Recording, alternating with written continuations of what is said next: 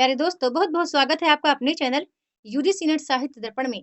तो फ्रेंड्स, जैसा कि आप जानते हैं कि हम एनटीए नेट की तैयारी हिंदी विषय से इस चैनल के माध्यम से कर रहे हैं। आज की क्लास में हमने इकाई 5 को लिया है। इकाई 5 करना हमारे लिए बड़ा ही महत्वपूर्ण है। तो मैं चाहती हूँ कि इकाई 5 से जितने भी प्रश्न बनते हैं, जिस टाइप के प्रश्न बनते हैं, उनका अध्ययन इस वीडियो में हमने लिया है। और मैं बता दूँ कि मैंने उसके चारों ऑप्शन नहीं लिए हैं। इसकी वजह ये है कि मैं चाहती हूँ कि जो चीज़ें जिन तथ्यों को हम यदि 5 मिनट के अंदर आपको प्रोवाइड करा सकते हैं, उसके लिए हम 10 मिनट का टाइम क्यों लें? क्योंकि समय बड़ा महत्वपूर्ण है, बड़ा ही अद्भुत अनमोल है ये समय आपके लिए। तो मैं चाहती हूँ कि आप 5 मिनट या अपना 7-8 मिनट दे कर के इन प्रश्नों को बड़े ध्यान से पढ़िए। इसको 1-2 बार इसको 1-2 बार आप देख लीजिएगा। और ये यदि मैं ये कहूँ कि आप यदि इसको नोट भी कर रहे हैं अपनी नोटबुक में तो बहुत अच्छी बात है। और जो बता देना चाहूँ फ्रेंड्स, ये इसका पहला पार्ट है और जो दूसरा एक पार्ट होगा वो भी आएगा जो जिसमें क्रमानुसार प्रश्न होंगे, कुछ और महत्वपूर्ण प्रश्नों का अध्ययन उसमें भी किया गया होगा। तो और इन्हीं का क्विज़ हम टेलीग्राम ग्रुप के माध्यम से करेंगे। तो यदि आप चैनल पे न्यू हैं तो टेलीग्राम ग्रुप को जॉइन करना चाहते हैं तो आप वहाँ भी मेरे साथ जुड़ सकते हैं। चलिए चलते हैं प्रश्नोत्तर की ओर। आज का हमारा पहला प्रश्न दिया गया है कि संत असंत के लक्षणों का प्रतिपादन रामचरितमानस के किस कांड में किया गया है? तो इसका करेक्ट ऑप्शन है रामचरितमानस में। अब यहीं पर हमने चारों ऑप्शनों को ना लेकर के केवल करेक्ट ऑप्शन को लिया है ना? क्योंकि हम सबको पता है कि हम टेलीग्राम पर 4 ऑप्शनों के साथ ही या ढेर सारे ऑप्शनों के साथ ही क्विज करते हैं। वहाँ पर कोई एक ऑप्शन देना पॉसिबल नहीं है ना? तो दूसरा प्रश्न पढ़ने से पहले मैं आपको थोड़ा-सा बता दूँ, वो कौन-कौन से कवि हैं जिनकी रचनाएँ आपको रटी होनी चाहिए। तो फ्रेंड्स, छायावाद के चारों कवियों प्रसाद पंत, निराला वर्मा की रचनाएँ आप प्लीज़ रट लेना, मेरा करबद्ध निवेदन है। आपको मैथिली शरण गुप्त की रचना को रट लेना है। आपको हरिऔध जी की रचना को रटना है, दिनकर जी हैं, अगजेय जी हैं और यहीं पर हमारे बच्चन साहब हैं, बच्चन जी हैं, हरिवंश राय बच्चन जी, इनकी रचना को आपको रट लेना है, ठीक है? बिल्कुल आप याद रखिए। क्योंकि कई बार एग्जाम में इनकी रचनाएँ रिपीट पूछी जाती हैं और क्रमानुसार लगाने के लिए इन्हीं की रचनाओं से अक्सर पूछ लिया जाता है। तो आप अपनी तैयारी को बेहतर रखिए। अब चलते हैं अगले प्रश्न की ओर। अगला प्रश्न हमारा दिया गया है, नागमती वियोग वर्णन में 12 मासा का प्रारंभ किस महीने से हुआ है? तो इसका करेक्ट ऑप्शन है आषाढ़ मास से। अब थोड़ा-सा आप ये भी देखना कि पद्मावत में कौन किसका प्रतीक माना गया है, ठीक है? ये तथ्य आपके आचार्य शुक्ल जी की पुस्तक में तो है ही। पांडे जी की पुस्तक है, सरस्वती पांडे, गोविंद पांडे की वो पुस्तक आपके पास है।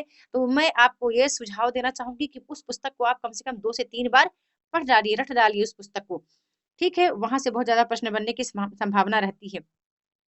अगला प्रश्न दिया गया है हमारा कि असाध्य वीणा कविता में अगजेय के किस काव्य संकलन से लिया गया है?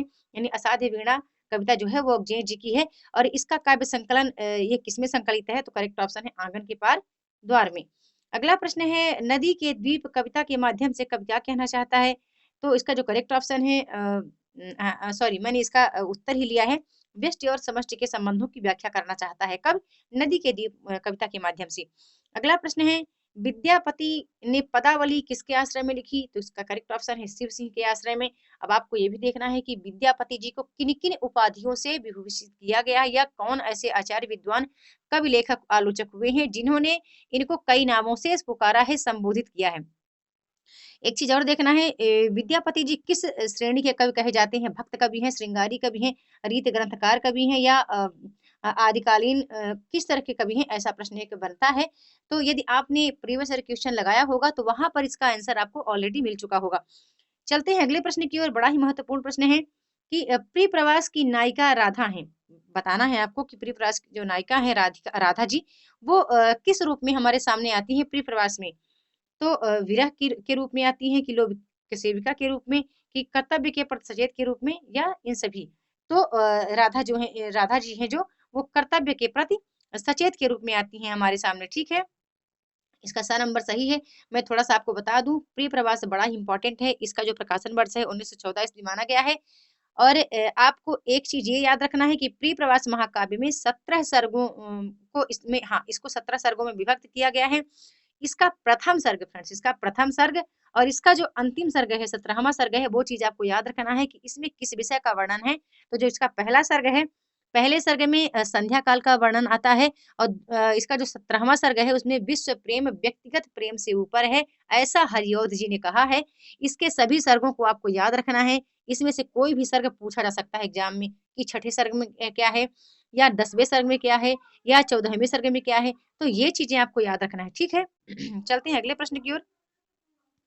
अगला प्रश्न है भारत भारती का प्रमुख स्वर क्या है? तो करेक्ट ऑप्शन देश प्रेम है। ऐसे प्रश्न को मैंने इसलिए लिया है क्योंकि आपको याद रखना है कि जितनी भी कविताएं हैं उनके आपको विषय वस्तु को याद रखना है कि जो कविताएं हैं वो किस विषय से रिलेटेड हैं, संबंधित हैं। अगला प्रश्न आता है रोटी और संसद कविता किसमें संकलित है? तो इसका करेक्ट ऑप्शन है कल सुनना मुझे, 1976 ईस्वी में प्रकाशित हुआ है। आपको बताना है रोटी और संसद किसकी कविता है।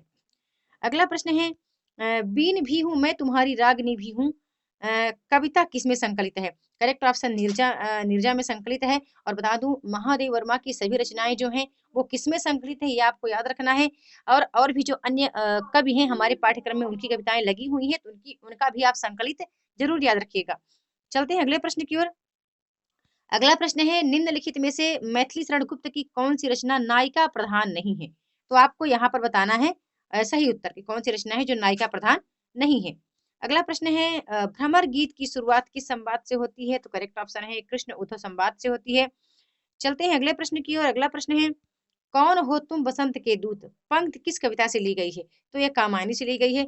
और कामायनी की जो कामायनी के जो सर्ग दिए गए हैं तो आप उसको देख लेना फ्रेंड्स, क्योंकि लज्जा और श्रद्धा सर्ग से कई बार पूछे जाते हैं और ये लज्जा श्रद्धा इड़ा या मन किसके प्रतीक माने गए हैं, इस यहाँ से ये प्रश्न बनने की काफी संभावना रहती है, तो आप इसका अध्ययन जरूर देखना। चलते हैं अगले प्रश्न की ओर। अगला प्रश्न है कि कामायनी कविता जयशंकर प्रसाद के किस काव्य संग्रह से ली गई है? तो इसका करेक्ट ऑप्शन है लहर काव्य संग्रह से ली गई है। अगला प्रश्न है अंधेरे में कविता में अंधेरा किसका प्रतीक है? मैं जैसा कि आपको वीडियो प्रारंभ करने से पहले बता चुकी हूँ कि जो जो कविताएं हैं उनकी विषय वस्तु आपको जरूर याद रखना है, क्योंकि अभी प्रश्न करने का तरीका एनटीए ने बदला है। पहले क्या था कि काल क्रमानुसार प्रश्न बनते थे इन्हीं कविताओं से, इन्हीं इकाइयों से, लेकिन वो तरीका एनटीए ने चेंज किया है। इनकी विषय वस्तु या इनके डीप आपको अध्ययन करना पड़ेगा, डीप प्रश्न भी बनते हैं, इसलिए मैं ऐसे प्रश्नों का अध्ययन यहाँ लेकर आई हूँ आज की क्लास में। तो इसका करेक्ट ऑप्शन आपको पता है, मैंने उत्तर लिया है सामाजिक अर्थव्यवस्था का प्रतीक है अंधेरे में कविता। अगला प्रश्न बड़ा ही सरल है, उम्मीद करती हूँ सभी को इसका उत्तर आता होगा। सूर का प्रेम पक्ष लोक से न्यारा है, कथन किसका है? इसका उत्तर आपको बताना है। अगला प्रश्न है सूरदास ने कृष्ण के किस रूप का चित्रण किया है? करेक्ट ऑप्शन है लोक रंजन रूप का। अगला प्रश्न आता है बड़ा ही सरल, ये भी प्रश्न है कि सूरदास की कौन सी रचना उपालंभ के श्रेष्ठ है? इसका उत्तर बताइएगा। नहीं आता है तो कमेंट में वहां आप पिन कर सकते हैं, वहां पर इसका आंसर आपको दे दिया जाएगा। अगला प्रश्न आता है जागो फिर एक बार कविता का प्रमुख स्वर क्या है? तो करेक्ट ऑप्शन है देशभक्ति और राष्ट्रीयता। चलते हैं अगले प्रश्न की ओर।